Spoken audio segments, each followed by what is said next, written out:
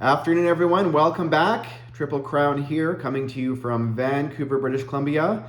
Still Wednesday, my third video of the day. Trying to get these out to you as quick as I can. The topic of this video for the Global War 1939 Introduction to New Units and Pieces is maybe one of my most favorite pieces in the game. And it's funny, I haven't even used it a lot, other than it's probably one of the most house-ruled units in the games that we play. So very excited to be sharing this part. Happy to be introducing it to the game. As you can see here, I'll first, in case you didn't already know, it's Airborne Infantry and Air Transport. So that is the topic of this video. I've got all the units laid out with their, air transport with their respective unit, and I don't actually have every piece yet.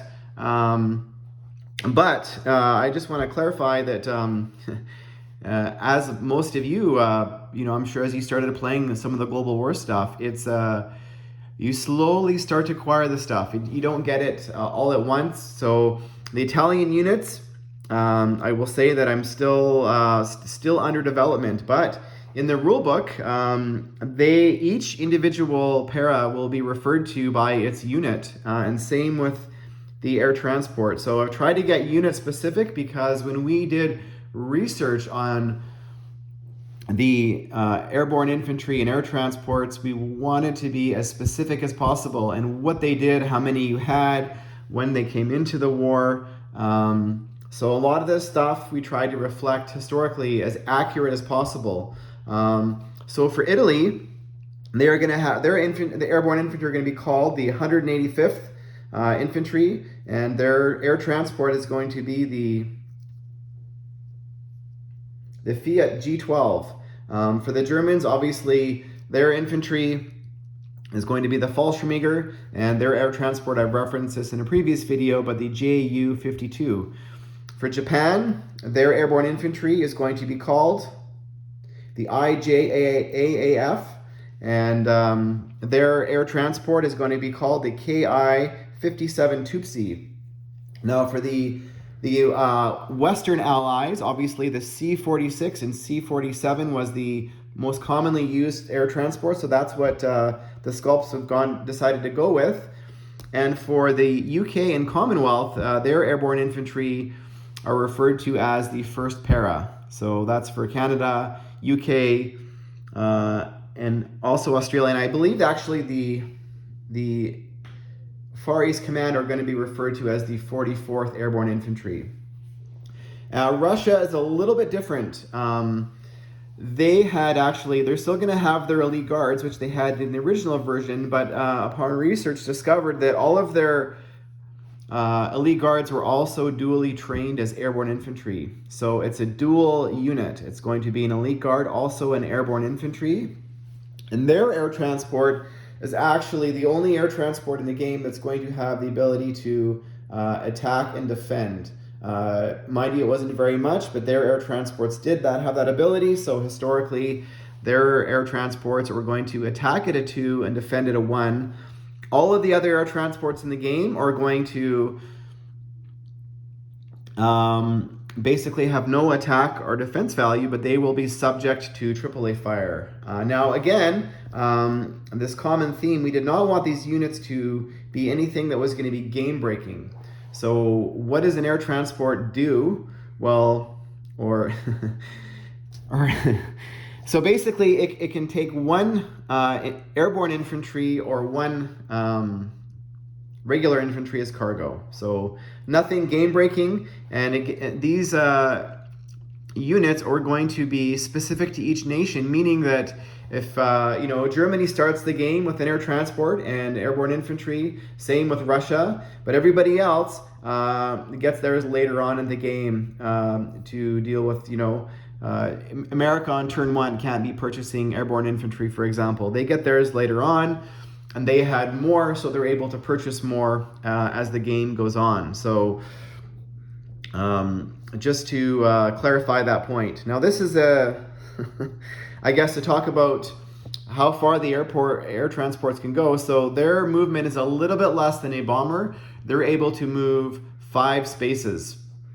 Different than a bomber or a fighter, but historically they did go a little bit less. And they were, as we talked about their cargo, able to transport 1 infantry per turn. And whatever their cargo is must originate from the same territory. So you can't, for example, fly from over here, land, pick up, and then take off. They must originate from the same territory. If you have an air base, obviously that adds 1 additional movement. The air transports are going to cost 6 IPP, so less than a transport, but they can only move one unit. So you're going to have to be strategic about how you use them in the game, and hopefully this will add a little bit of flavor and spice to the game, which is obviously our objective.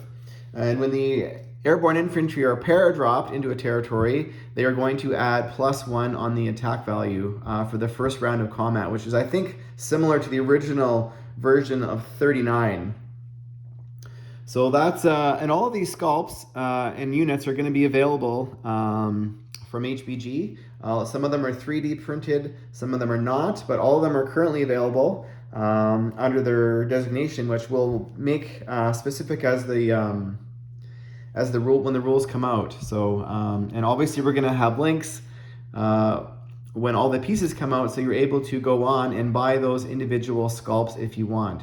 And for some people, they are happy just maybe painting the base of their infantry to designate airborne, maybe painting the wingtip of another designated aircraft to designate. So we're not telling you have to go out and buy all these units. We're giving you the option.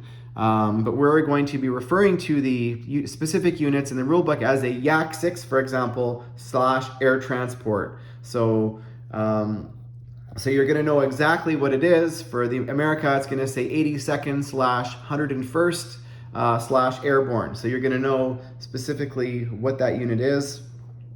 That kind of sums up. Oh, also, yes, maybe the most important factor is whenever you're attacking with a paratrooper, the paratrooper can't just, go in and drop into Berlin, for example, unaccompanied. So if you're attacking a territory, in order to use the airborne unit, you have to match that with an additional ground unit. So for example, if the British are coming in, going to be paradropping into this territory here, they also have to be attacking with another unit coming into that territory as well. So it's a 1-to-1 ratio.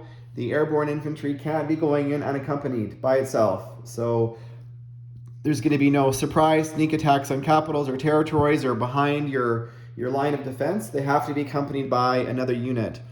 And in terms of annexing pro-Axis territories or pro-Allied territories, those can only be annexed by ground units coming in, not by a paratrooper. So just to clarify that, which is probably maybe the question a lot of you had, which is, again, I'm sure it's happened in the house rule. Somebody's paradropped a guy in, and obviously it's a hot button issue if it's not clarified in advance. So that sums up the air transport / para infantry for you folks. And to conclude, considering we're talking about planes and about Air Force, in closing, I want to discuss passion. Obviously, I've referenced a little bit about the airborne and passion. So I just want to reference a movie quote, again, going back to the original Top Gun. And I love that movie. And I think why a lot of us fell in love with it. The one line from the movie stands out for me when Maverick, early on in the movie, is being sort of questioned by a superior officer when he helped his comrade get back to the aircraft carrier, basically questioning his integrity, like, why are you here? And Maverick responded, "I just want to serve my country and be the best fighter pilot in the Navy, sir." And that kind of sunk into me. Often World War II, the paratroopers, the people that just worked in factories, they call that generation the greatest generation. And a lot of those people volunteered. And when you volunteer for something and you become passionate about something and you're willing to lay it all on the line, like I think what Maverick epitomized when he said he just wanted to serve his country and be the best fighter pilot in the Navy, he said that with so much passion. That kind of inspired all of us, right? And I think World War II, and that's why they reference the greatest generation, is because a lot of the people that were involved had that same passion, that same drive.